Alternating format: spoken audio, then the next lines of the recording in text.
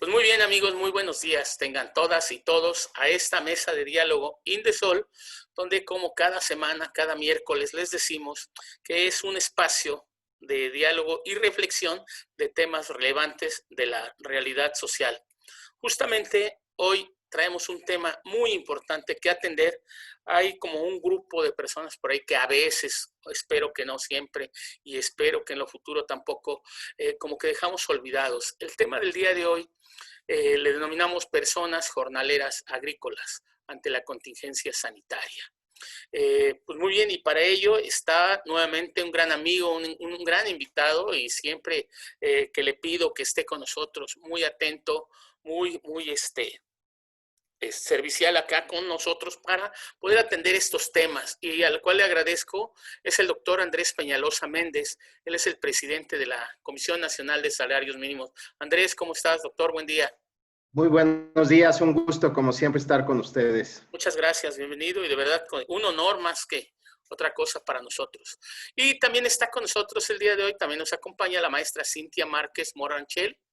Ella es directora de análisis macroeconómico y regional de la CONASAMI, igual de la Comisión Nacional de la Comisión Nacional de Salarios Mínimos, perdón. Buen día, Cintia, ¿cómo estás? Hola, muy buenos días. Muchas gracias por la invitación. Un placer estar con ustedes. Muchas gracias a ti también, y también un honor porque pues son personalidades que nos van a apoyar en este tema. Pues muy bien, el objetivo del día de hoy, miren, es dar a conocer que en estos momentos de contingencia a las organizaciones de la sociedad civil les debe de importar la situación por la que están atravesando justamente estas personas jornaleras agrícolas. Y particularmente en este tiempo de contingencia, sabemos que no están en las mejores condiciones, inclusive laborales. Ahorita lo vamos a ver, tanto con el doctor Andrés como con la maestra Cintia. Y bueno, a manera de introducción, les quiero comentar que las personas jornaleras agrícolas han enfrentado durante mucho tiempo situaciones de discriminación asociadas a sus altos niveles de marginación. La alta movilidad migratoria, la inmovilidad en la mayoría de las partes de sus relaciones laborales, informalidad, así como por su origen étnico. Esos son los factores que los hacen vulnerables. Las personas jornaleras tienden a trabajar por estaciones, habiendo periodos del año en que no reciben ingresos. Asimismo, una proporción considerable no cuenta con un empleador fijo y cambia de lugar de trabajo frecuentemente, incluso tras un periodo de semanas o días, atendiendo a sus necesidades temporales de cada uno. Esta situación dificulta su acceso a contratos que formalicen sus actividades, que le otorguen prestaciones de seguridad social e incluso condiciones de trabajo decentes. Por ejemplo, jornadas de trabajo de 8 horas, pago de horas extras, salario justo, etc. Además, su necesidad de movilidad constante también tiene efectos negativos sobre la posibilidad de que sus hijos e hijas permanezcan fuera del sistema educativo. Esto es lo cotidiano. Ahora le sumamos una situación pues que nos trae el COVID-19, que es esta situación de pandemia, y que créanme, creo que no es nada fácil porque los jornaleros pues tienen que trasladarse, se trasladan en camiones o en camionetas a veces muy pequeñas, no hay condiciones para transportarse, las condiciones en las que viven son de hacinamiento, pero bueno, yo no sé mucho de esto. ¿Quién nos va a hablar de todo ello? Ya se los dije, es el doctor Andrés Peñalosa y la maestra Cintia Márquez Moranchel, a quien les doy la más cordial bienvenida. Y pues vamos a comenzar, doctor. ¿Quiénes son estas personas jornaleras agrícolas de las que hablamos? ¿Cómo están constituidas? ¿Cómo está el rollo aquí? Vamos a... Normativamente, de acuerdo a la Ley Federal del Trabajo, en su artículo 279 ter y 280, son las personas trabajadoras contratadas para laborar en explotaciones agrícolas, ganaderas, forestales, acuícolas o mixtas en determinadas épocas del año, en actividades relacionadas o que van desde la preparación de la tierra hasta la preparación de los productos para su primera venta o enajenación, ya sean producidos en cielo abierto, en invernaderos, en otras condiciones o maneras. Son varias las definiciones que se hacen. La misma ley del Seguro Social precisa el componente temporal, porque en este segmento de trabajadores y trabajadoras jornaleras agrícolas hay quienes se clasifican como trabajadores permanentes y temporales, pero grosso modo, digamos, son las personas que realizan actividades en el sector agropecuario, forestal y silvícola en el país de manera prácticamente temporal. Ok, yo entiendo que hay como hablábamos en la introducción, que son personas que migran, son migrantes dentro de nuestro propio país. De alguna manera ellos están concentrados en un lugar, salen de un lugar para llegar a otro. ¿Cómo es esto? ¿Dónde están concentrados y hacia dónde llegan o hacia dónde acuden, pues? El universo es importante, estamos hablando de 2.330.000 personas. Sí, claro. Si a eso le añadimos a las familias, estamos hablando de un grupo de más de 8 millones de trabajadoras y trabajadores junto con sus familias, y están básicamente centradas en algunas entidades del país, Sí. Michoacán, Jalisco, Estado de México, Puebla, Veracruz, Chiapas, las cuales concentran prácticamente la mitad de la población, y hay otras áreas agrícolas muy asociados a los mercados de exportación, tanto en el centro y sobre todo en el norte del país, las dos Baja Californias, Sonora, Chihuahua, Sinaloa, donde son polos de atracción de jornaleras y jornaleros migrantes que viajan desde los municipios de la montaña de Guerrero, los municipios oaxaqueños, veracruzanos, que tienen que estarse movilizando constantemente de un rancho, de un campo a otro para lograr generar ciertos niveles de días laborales y de ingresos. Ok. ¿Cómo, tú eres el presidente de la Comisión de Salarios Mínimos? ¿Cómo se encuentran las condiciones salariales y laborales de estos jornaleros? Digo que al parecer son poblaciones vulnerables en términos económicos, sociales, y quizá pues con grandes rezagos en el acceso al sistema de salud. También lo que decíamos en la introducción. Sí, lo primero que destaca es el hecho de que prácticamente el 43% de los jornaleros y jornaleras pues ganan por abajo incluso del salario mínimo legal, el salario que al día de hoy está en 123 pesos centavos, es decir, eso es grave, 43%, pero no solo eso, un porcentaje incluso ligeramente superior, alrededor del 45%, gana entre un salario mínimo y hasta dos salarios mínimos. Entonces, estamos hablando de un grupo de trabajadoras y trabajadores con ingresos muy precarios, salarios bajos, que explica mucho el por qué se ven obligados a estar migrando de un lugar a otro, todas las situaciones adversas a las cuales se enfrentan. Esa es una de las razones, los bajísimos salarios que existen en este segmento de la actividad económica, una actividad que además es muy, muy importante, es esencial para la vida de la nación y está articulada a diversas industrias muy, muy competitivas. Por aquí estoy pasando una presentación que me compartiste. No sé si estemos en el orden, pero también no sé si quisieras comentar algo al respecto. Por acá empezamos con esta que habla de los millones de personas jornaleras agrícolas y la tasa de crecimiento, el movimiento que tienen, ¿no? A nivel trimestral. ¿Qué nos puedes decir de esta lámina? Pues yo creo, aprovechando que está la maestra Cintia Márquez, sí. yo creo que ella puede precisar algunos detalles. Muy bien. Simplemente reiterar que nos encontramos en una situación heredada de decenios, muy difícil, muy precaria para un segmento de la población que normalmente vive en zonas de alta y muy alta marginación. Son justamente este segmento de la población que se clasifica en las mediciones de pobreza como los que están situados en la pobreza extrema. Entonces, no es un segmento cualquiera de trabajadores, es la gran deuda que tiene el Estado mexicano para con estos núcleos de población. Ok, gracias. Adelante, maestra Cintia. Sí, Digo, es que bueno, comencé a ver estas láminas, sí, entonces sí.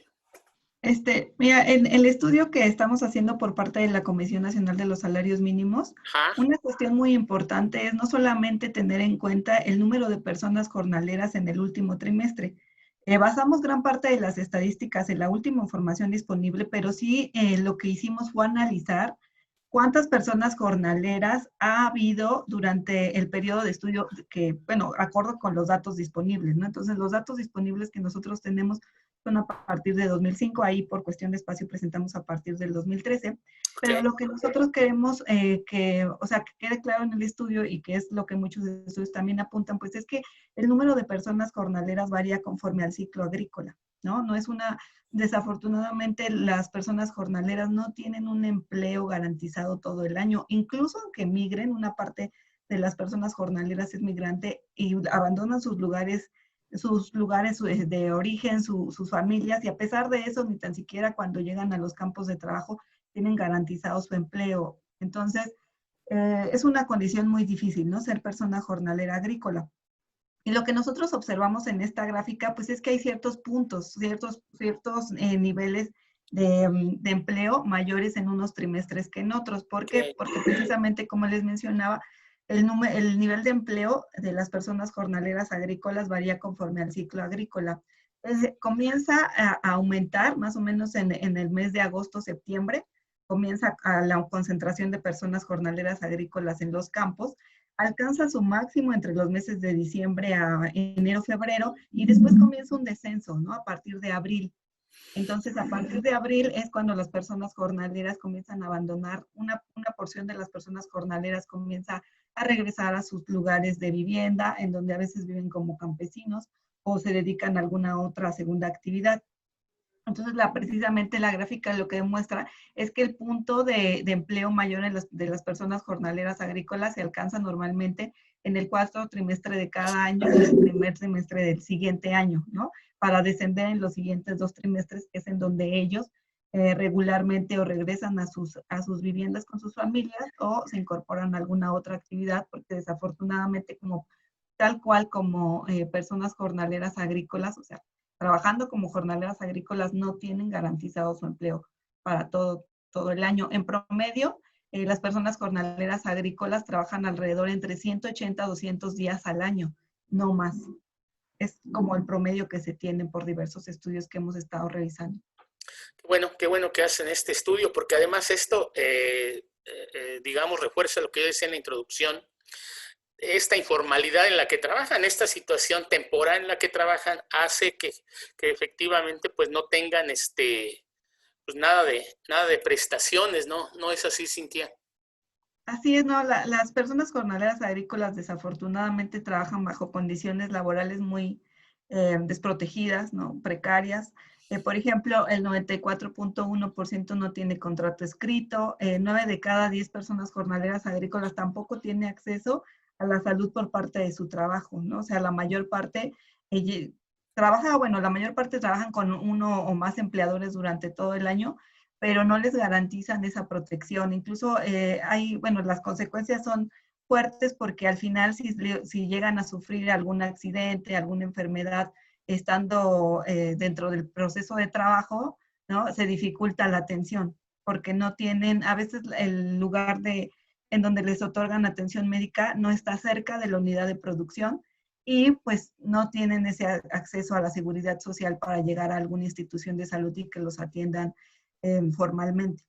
Claro, y en Ahora, esta otra cuestión situación de también, pandemia, Cintia, la mayor parte no tiene prestaciones laborales. ok, ¿Perdón? Adelante. No, sí, te comentaba, digo, referido a lo que estabas diciendo, no tienen ese acceso cotidiano, digamos, en periodos normales, acceso a los sistemas de salud, y ahorita en tiempo de pandemia, eso lo hice ese comentario, pues está peor todavía, ¿no? Sí, sí, desafortunadamente esta pandemia agudiza las condiciones tan precarias de esta población, ¿no? Ok. Porque además, no, bueno, no solamente es de las personas trabajadoras, sino también de las personas que los acompañan, porque en el proceso migratorio es frecuente que sus esposas, sus hijos, acompañan a la persona jornalera, que normalmente son hombres, bueno, en su mayoría, el 9 de cada 10 jornaleros son hombres. La proporción de mujeres es alrededor del 12-13%, también varía un poco con los trimestres, pero sí, la mayoría son hombres. Se incorporan al proceso de trabajo mayormente, pero también hay una participación significativa de mujeres y de infantes que al final también sufren estas condiciones precarias por no tener un acceso a la salud, ¿no? Ni el trabajador, ni los familiares. Y esta pandemia desafortunadamente pues vino a evidenciar esa, bueno, evidencia esa precariedad en la salud y en la seguridad de las personas jornaleras que debieran de garantizar sus empleadores. ¿Bajo qué situación laboran estas mujeres y estos niños, estos adolescentes, Cintia? Es decir, digo, yo tengo entendido, de verdad, lo pregunto, no lo sé, que a veces ni les pagan a la propia familia, o sea, ya con que le paguen al padre, creo que ya es suficiente por parte del empleador, pero ¿cuál es la situación que viven estos niños y estas mujeres que viven, que mencionas, perdón? Como lo mencionó previamente el doctor Andrés, o sea, nosotros tenemos que tener en cuenta que cuando hablamos de personas jornaleras agrícolas nos referimos al número de personas que trabajan como jornaleras agrícolas, que es aproximadamente 2.3 millones. Ok. En algunos trimestres hemos dicho que puede ser incluso más. Pero cuando hablamos de población jornalera nos estamos refiriendo a personas trabajadoras jornaleras y a sus familias, ¿no? Ajá. Entonces, esta población ya es aproximadamente 8.1 millones de personas, y precisamente también los estudios, cualquier estudio que se realice sobre las personas jornaleras agrícolas tienen que tener en cuenta también a su familia, que es cuando se habla de población jornalera.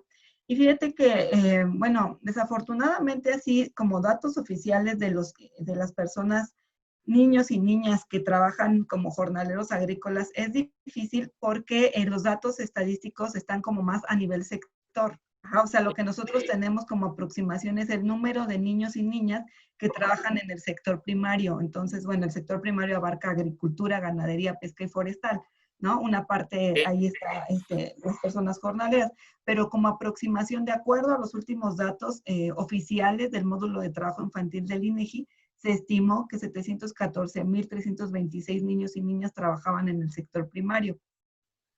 Esto era en el 2017, ¿no? O sea, la cifra al parecer ha disminuido, pero digamos que esa es la última cifra oficial que se tenía, con una encuesta, ¿no? Realizada tal cual informa. Ahora bien, respecto a las condiciones laborales que enfrentan estos niños, como bien lo señalabas, desafortunadamente la mayor parte trabaja sin un pago. De acuerdo a esa última encuesta del módulo de trabajo infantil del 2017, 6 de cada 10 niños no recibían ningún pago. O sea, se insertan en el proceso productivo agrícola como apoyo, ¿no? Incluso a veces se insertan como un juego, pero no hay una remuneración a cambio. Y otra cuestión muy importante, pues es que de esos 714,326 niños que se insertaron bueno, que declararon trabajar en el 2017, el 45% no asistía a la escuela, ¿no? O sea, declaró no asistir a la escuela. Y hay una cuestión muy importante en la población jornalera agrícola, pues que los papás a veces fomentan esta inserción en el trabajo desde la infancia, porque ellos creen que pues es lo mejor para sus hijos ir preparando la actividad que ellos seguramente van a desarrollar cuando sean adultos, y a veces no se fomenta tanto la asistencia a la escuela. Es muy desafortunado, pero pues es parte de la precariedad de las condiciones laborales que ellos enfrentan. Desafortunadamente, la inserción de niños y mujeres al trabajo es porque no alcanzan los salarios que las personas jornaleras ganan y se ven en la necesidad de incorporar a sus familiares. Sí, entonces ya vemos aquí doble impedimento de acceso, como le llamamos, a los servicios de salud, a los servicios educativos, en el caso de los niños, niñas y adolescentes. ¿Se sabría cuáles son las condiciones en que trabajan? Es decir, al interior, no sé, de las parcelas, ¿cómo podríamos llamarle? De los campos. Estos niños, ¿ustedes tienen alguna historia por ahí? Pues mira, en realidad también nosotros revisamos estadísticas por parte de la encuesta que comentaba. Ajá. Y es muy desafortunado encontrar que sí, no solamente las personas jornaleras, o sea, las adultas enfrentan pues muchos riesgos de trabajo. Estos riesgos de trabajo también los enfrentan desafortunadamente los infantes, ¿no?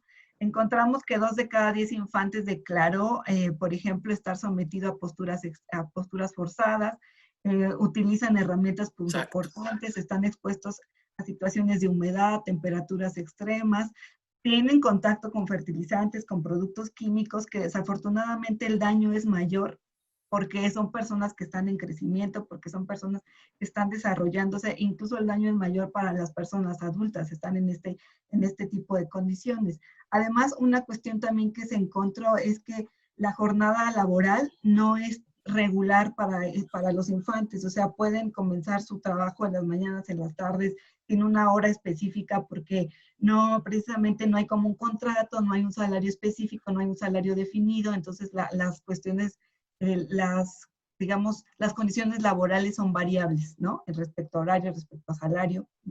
Y como los mencionaba, ¿no? Una cuestión muy importante, pues es que la mayor parte no reciben ingresos. Ok. Ahorita pasamos contigo, doctor, déjame terminar porque sí está bastante interesante lo que nos está diciendo Cintia. La situación de vivienda, ¿se tiene conocimiento? ¿Cómo viven? Digo, yo también leí algunas cosas, me preparé, digamos, para la entrevista, y pues sí leía del hacinamiento en el que viven, de pues algunas chocitas por ahí que les van construyendo, que ellos mismos van construyendo, pero pues efectivamente bajo la situación que tú manejabas al principio, Cintia, de que son eventuales, de que trabajan por periodos, pues no es como las mejores condiciones de la vivienda. ¿Tú qué nos puedes decir al respecto?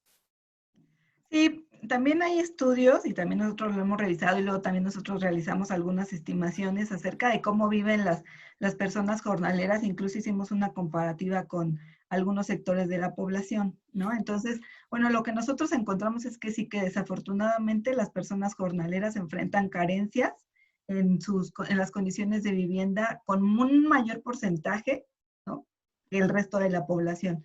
Tan solo, o sea, encontramos lo siguiente, una de cada 2 personas, ¿no?, vive sin acceso a servicios básicos. O sea, falta al menos un servicio básico en su vivienda. Puede ser drenaje, puede ser agua, puede ser luz, pero no cuentan con esos servicios básicos. O sea, 1 de cada 2 personas Sí, el jornaleras, 50%. ¿no? El 50%. Este porcentaje lo comparamos específicamente con la población remunerada y asalariada, y el porcentaje es 15.3%. O sea, es una cuestión la diferencia es grande, ¿no? La Sí, diferencia es claro. grande. ¿Y por qué se explica esto? Bueno, pues porque gran parte de las personas jornaleras, y entre ellas principalmente los migrantes, se establecen cerca de las unidades de producción, ¿no? Entonces, lo que hacen es que los empleadores les dan algunos espacios cerca de estas unidades en campamentos, pero son campamentos pues son viviendas que son improvisadas en muchos casos, ¿no? Entonces son viviendas que son improvisadas, que solamente tienen un cuarto y que en ese cuarto vive más de 3 personas.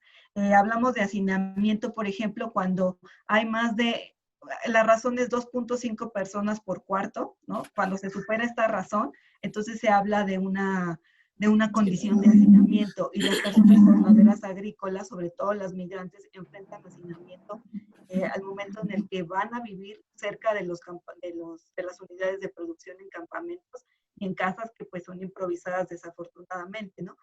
Muchos jornaleros agrícolas pues viven en casas en donde pues tienen un piso de tierra, lámina como techo, entonces en realidad las condiciones de vida sí son más difíciles al momento en el que migran, ¿no? Y se tienen que establecer cerca de esas unidades de producción. ¿Vivirán como varias familias en una sola vivienda? Te lo pregunto en relación con lo del COVID, porque justamente debemos de evitar ese tipo de hacinamientos, ¿no? En esta situación de pandemia, y vamos, pues creo que no se ve nada al respecto. Sí, lo que sucede es que, mira, hay dos condiciones aquí. Las personas jornaleras agrícolas se caracterizan por tener familias más grandes que el promedio. El promedio a nivel nacional son 3.7 personas por familia, ¿no? Es un Okay. promedio, Es que, de acuerdo al último que se tiene por parte de INEGI. Y las personas jornaleras agrícolas tienen familias de alrededor de 5 personas, ¿no? Bueno, o sea, contando padres e hijos, e incluso se cuenta por ahí el abuelo, no sé, son 5.2 personas, entonces son más. Ahora, si la persona jornalera migra, a veces migra con el hijo mayor, a veces migra solo con la esposa, pero el caso es que migra y con alguna persona o hasta con toda su familia, y entonces al momento en el que se asienta cerca de la unidad de producción, pues ya son más, o sea, personas que si solamente tú tienes un cuarto y te estableces ahí a vivir con tu familia, bueno. Y otra cuestión es que incluso aunque viajen solos, muchas veces, o sea, no es que tengan un cuarto por jornalero, sino que, o sea, te juntan con otras personas jornaleras que también viajan, que también llegan ahí a sentarse cerca de la unidad de producción. Lo cual es muy peligroso en estos momentos. En estos momentos es muy peligroso y en cuestiones de transporte también, ¿no? Las personas jornaleras desafortunadamente sí viajan muy amontonadas con condiciones que en estos momentos de pandemia no debieran de ocurrir. Sí, vi que viajaban algunas camionetitas, el que mejor eran camionetas cerradas, los otros en camionetas de redila, y ahí iban todos, digo, y la verdad creo que son fotos recientes las que yo vi, y pues sin las condiciones mínimas de seguridad, como el tapabocas, menos la sana distancia, van todos pues hechos bola ahí, digamos, en la camioneta, ¿no? Andrés, doctor, ¿cómo andan los niveles salariales para los jornaleros agrícolas? Toda vez que, como nos decía Cintia, para cubrir necesidades básicas tienen que incorporar a los infantes, privándolos de sus derechos al estudio, ¿no? Perpetuándolos en la condición de pobreza. ¿Cómo están estos niveles salariales, doctor? Sí, pues como ya había comentado al inicio, son salarios muy bajos, un altísimo porcentaje está por debajo incluso del mínimo legal. Ajá. El otro 45% se concentra en ingresos de 1 hasta 2 salarios mínimos, de manera que ese es un problema que es todo un desafío, y por eso desde la Comisión Nacional de los Salarios Mínimos tenemos desde que en lo personal asumí la titularidad de esta comisión, encontré dentro de los grandes pendientes la necesidad de fijar un salario mínimo profesional para jornaleros agrícolas. Además que es un mandato de ley. Es un pendiente que reiteradamente estamos exhortando a los sectores que forman el Consejo de Representantes de CONASAMI, que es la instancia tripartita que por ley tiene las facultades para fijar los salarios mínimos. Estamos tratando de persuadir tanto al sector patronal, sindical e incluso dentro del gobierno, porque es una instancia tripartita, para que busquemos las formas de que el próximo diciembre estemos en condiciones, hayamos concitado el consenso necesario para fijar el salario mínimo de las personas jornaleras agrícolas, un asunto que está en espera desde hace por lo menos 60 años, que no es cosa menor. Pero insisto, este es el problema mayúsculo, a mi juicio, que se encuentran la población jornalera, porque mira, si bien el gobierno ha hecho un enorme esfuerzo, como nunca antes en la historia de México se habían articulado diversos programas gubernamentales para mencionar, porque seguramente en tu programa se han detallado programas como Sembrando Vida, Jóvenes Construyendo el Futuro, las becas para el bienestar Benito Juárez, que otorgan becas a nivel preescolar, primaria, hasta la instalación de universidades en áreas donde suele haber núcleos migrantes de jornaleros, programas y apoyos a personas con capacidades diferentes, la instalación de un número muy relevante de tiendas donde se garantiza el abastecimiento de una canasta básica que además se ha ido ampliando con productos de buena, de un poder nutricional importante y a bajo costo, la entrega de fertilizantes en algunas áreas agrícolas, la construcción de caminos para articular mercados locales, en fin, una serie de programas que han dado origen, y eso es muy, muy relevante, que yo espero que empiece a dar frutos, la creación de un grupo interinstitucional que hacía tanta falta de salud, alimentación, medio ambiente, trabajo y educación y competitividad, está articulando todos los programas de las diversas instituciones para garantizar que haya una mejoría en los niveles de bienestar, justamente en estas zonas donde se ha identificado históricamente el flujo migratorio. Ese es un cambio relevante que tiene que ver con una nueva política de desarrollo nacional, es decir, cómo lograr la autosuficiencia alimentaria, y se da particularmente a partir de alentar que los trabajadores y trabajadoras del campo tengan posibilidades de llevar su producción en sus localidades y que vaya disminuyendo el flujo migratorio, sobre todo a nivel de familias y de los infantes.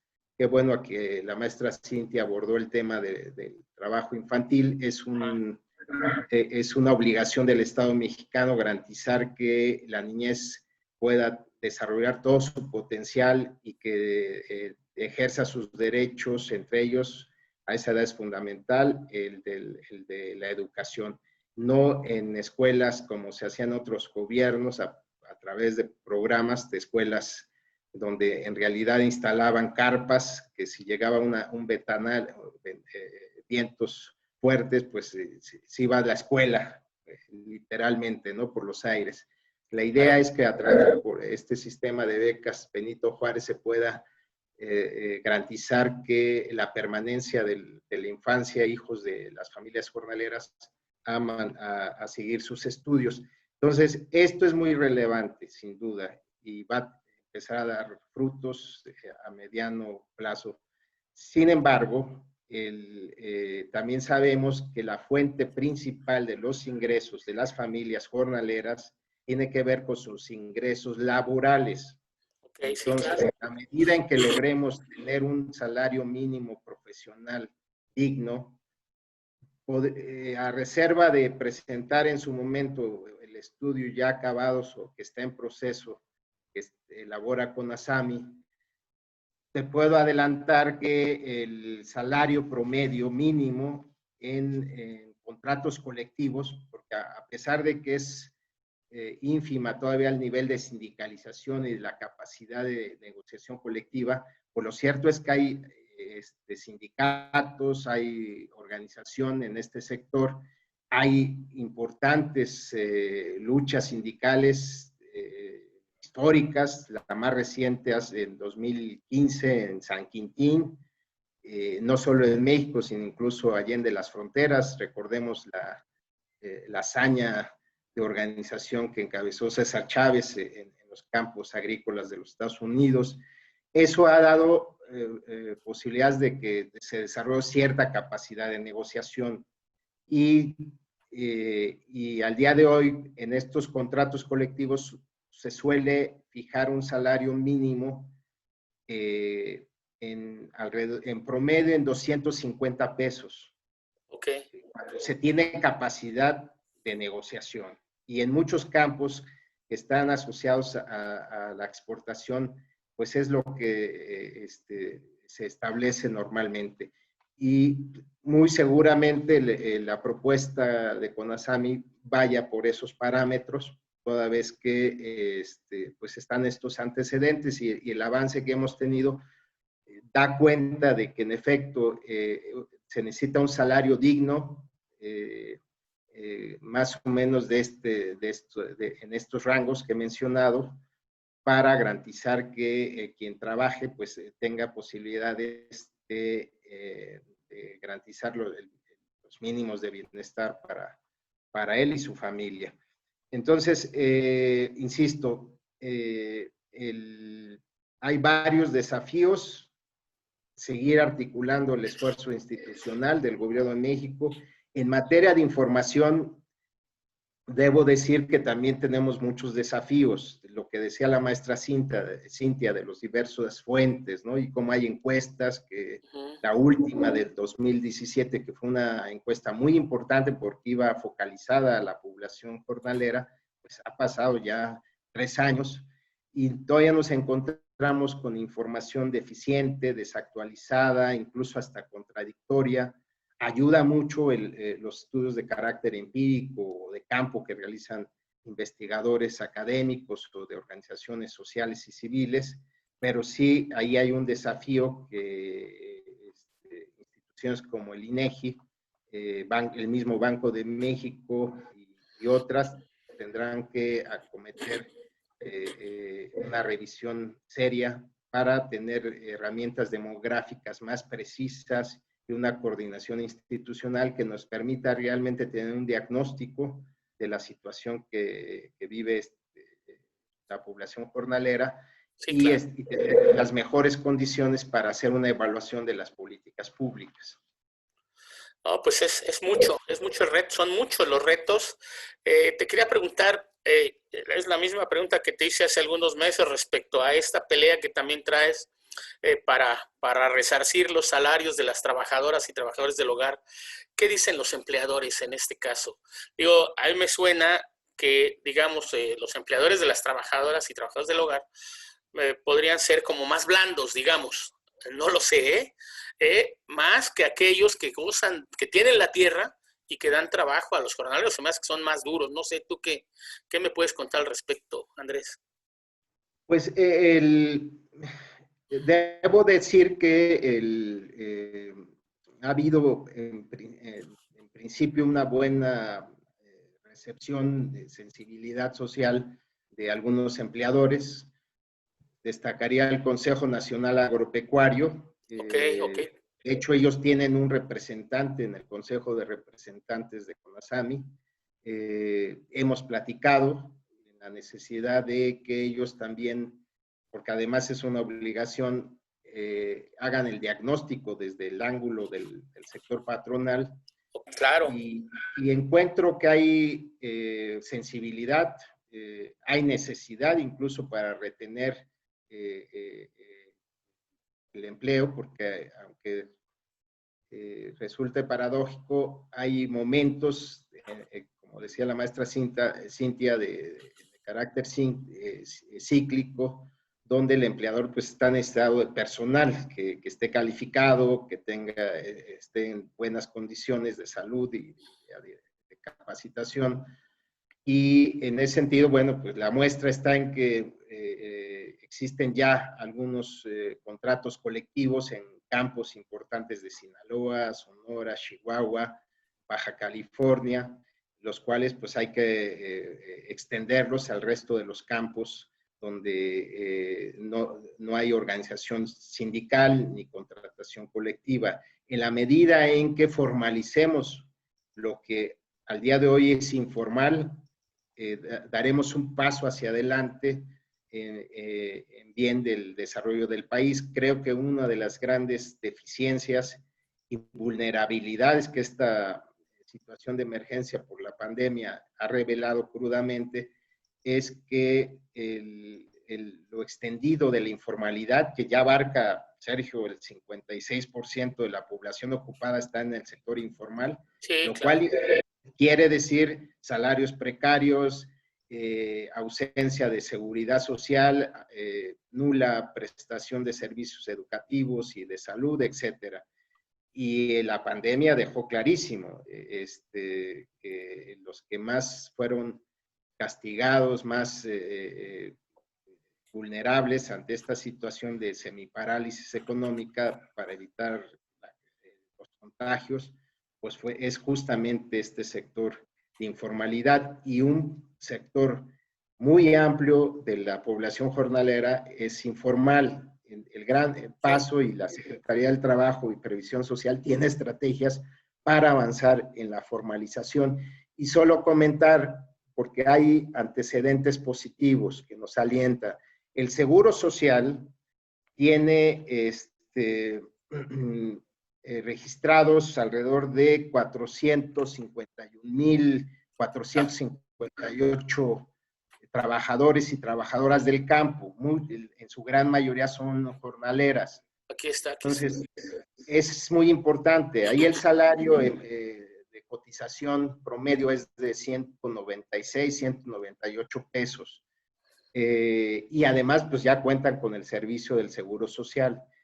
Ese antecedente tiene ya décadas, hay que fortalecerlo. Esa es una de las rutas por las cuales hay que seguir. En el caso de las trabajadoras del hogar, apenas tienen un año que empezaron con la afiliación al Seguro Social. Okay. Entonces, están los programas que había ya mencionado de las diversas secretarías del Gobierno de México, y está este programa del Seguro Social que tiene décadas, que es muy importante. Y solo añadiría, ya hay otros programas, incluso de carácter internacional, particularmente el programa de trabajadores agrícolas temporales hacia Canadá, que garantiza ciertas condiciones mínimas y de respeto de los derechos laborales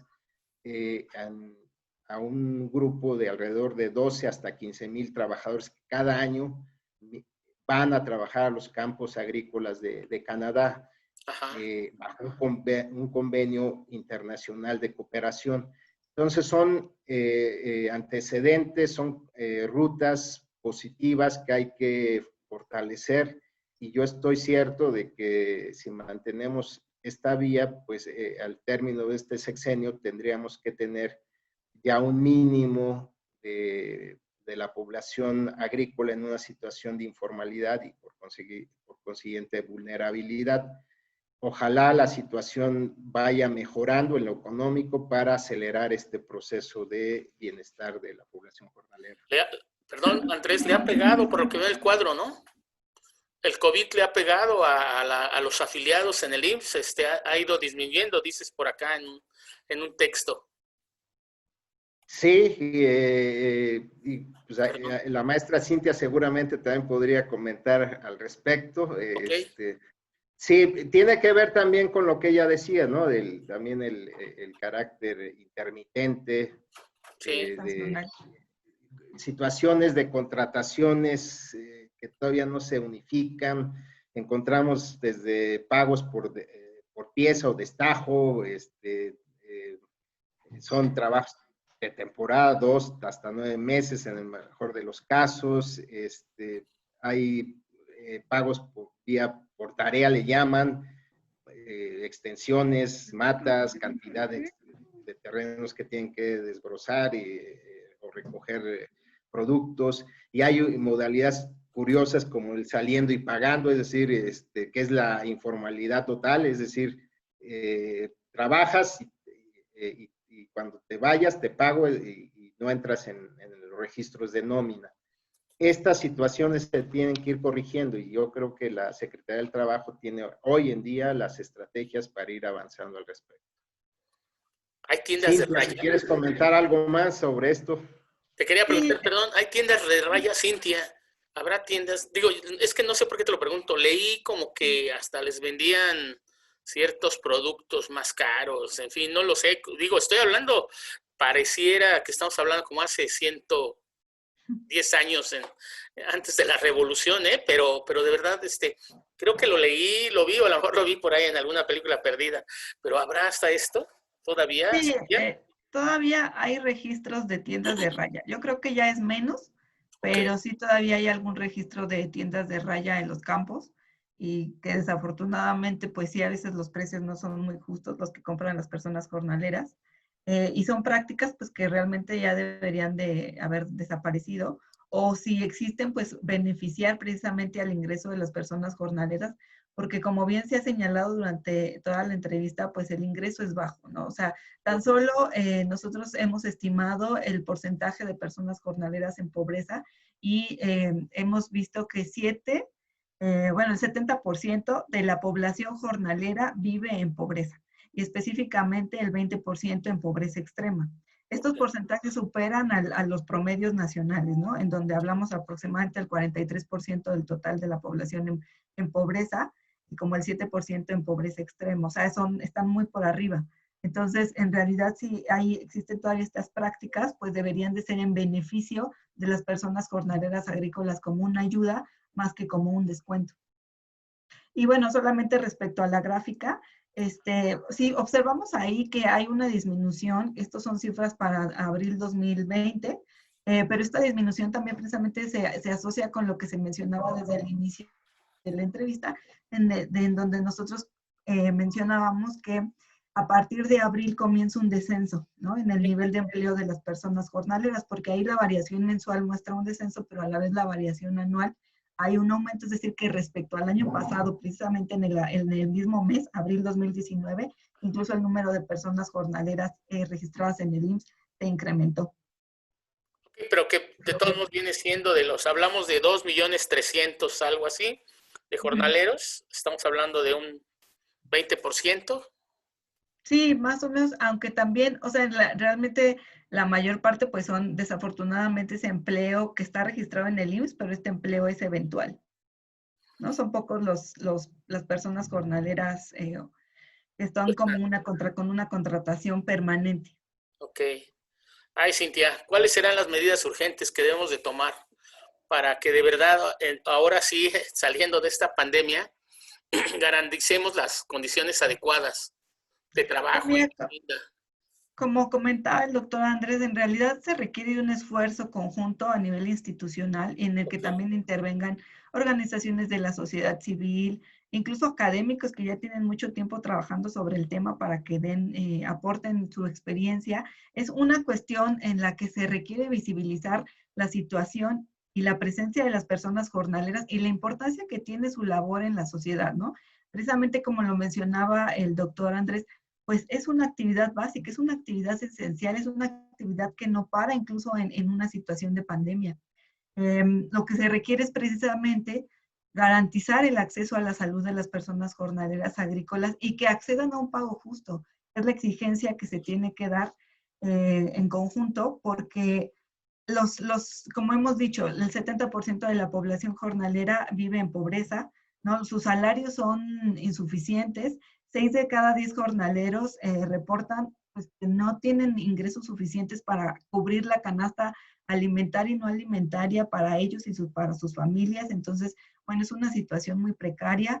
Entonces, de ahí destaca la urgencia de un salario mínimo profesional y teniendo en cuenta precisamente también que el pago que enfrentan o que tienen las personas jornaleras agrícolas, pues no es homogéneo, también eso se tiene que tener en cuenta. Hay personas que reportan la mayor parte un pago por jornal, o sea, por día, por un periodo específico de tiempo, pero también hay personas alrededor entre el 6 y 10% que registran un pago a jornal, ¿no? Perdón, a destajo. ¿Esto qué quiere decir? Que tienen que cubrir ciertas cuotas mínimas de trabajo ajá. para que les puedan pagar. Incluso muchas veces ellos llegan a los campos con la promesa de un salario entre 180 a 200 pesos y al final no se cumple porque resulta que el pago fue como una cuestión de contrato a destajo, ¿no? Y entonces a ellos al momento en el que no cubren esa cuota, pues entonces no les pagan el pago inicial que les habían dicho. Entonces hay que establecer precisamente que también las personas jornaleras tengan la garantía de un contrato en el que se establezcan sus responsabilidades y también las obligaciones del empleador. Y sobre todo en un contexto como el que estamos viviendo, es necesario que ellos pues tengan la garantía de que van a trabajar en espacios sanitizados, ¿no? Desde que se suben a las unidades de transporte, que aseguren que van a estar trabajando bajo esas condiciones, que que no vivan esta situación de hacinamiento desde el transporte y desde la vivienda, porque hoy más que nunca es sumamente más riesgoso para ellos. Gran trabajo que tienen, Andrés, gran trabajo que tienes. ¿Qué te queda? ¿Tú qué nos dices? ¿Cuáles son las medidas urgentes que se deben de tomar, aparte de las que ya nos ha dicho Cintia? ¿Tú qué? Porque de verdad yo veo que tú sí estás metido en estas cosas. Digo, sinceramente, como dijiste, las trabajadoras y trabajadores del hogar, 40 años en el olvido, los jornaleros, 60 años, y tú lo estás como retomando muchas cosas. Vamos, tú, como la comisión, como el representante de la Comisión Nacional de Salarios Mínimos, eso es sensacional, de verdad, que el gobierno mismo se haga cargo, porque sí es cierto, déjame decirte, yo también soy economista, déjame decirte algo, la Comisión de Salarios Mínimos, desde mi punto de vista, es Sergio Gelista, no institucional, pero justo en estos sexenios pasados, estuvo dormida y no hacía nada por incrementar salarios reales a nadie, ¿no? Adelante, Andrés.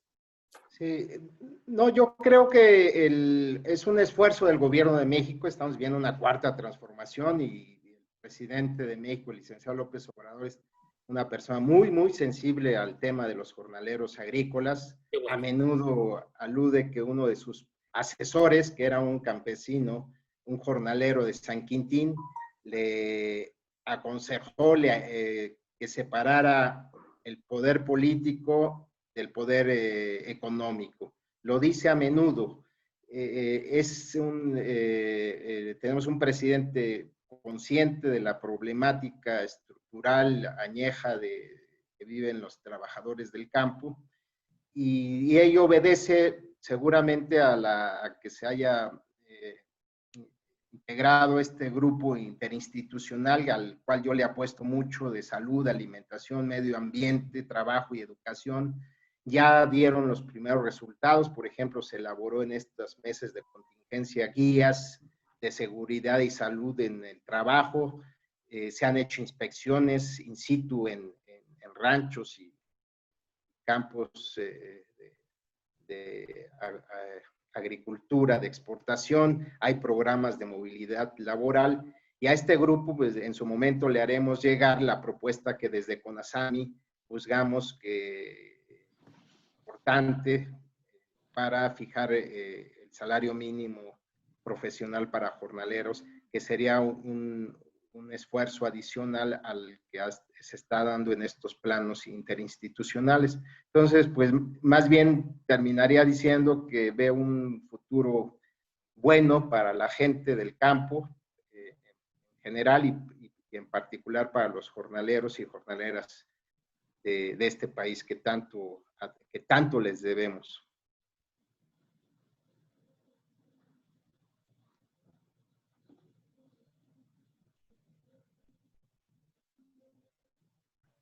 No se escucha.